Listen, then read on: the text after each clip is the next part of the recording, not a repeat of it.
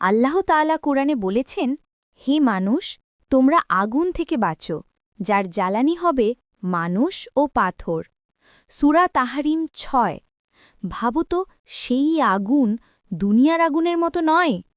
রাসূলুল্লাহ সাল্লাল্লাহু আলাইহি ওয়াসাল্লাম বলেছেন, দুনিয়ার আগুন জাহান্নামের আগুনের এক অংশ মাত্র। জাহান্নামের আগুন তার চেয়ে ৭০ গুণ বেশি উত্তপ্ত। সেখানে থাকবে অন্ধকার, ধোঁয়া, চিৎকার আর আফসোসের শব্দ। সেখানে থাকবে এমন আগুন যা হৃদয় পর্যন্ত পুড়িয়ে দেবে। থাকবে এমন পানি যা ফুটন্ত তেলের মতো, খেতে গেলেই গলা ছিঁড়ে ফেলবে। আর সেখানে যারা যাবে তারা বলবে, হে আল্লাহ, আরেকবার সুযোগ দিন, আমরা আর অবাধ্য হব না। কিন্তু তখন আর কোনো সুযোগ থাকবে না। আল্লাহ বলেন, আজ আমি তাদের ভুলে যাব, যেমন তারা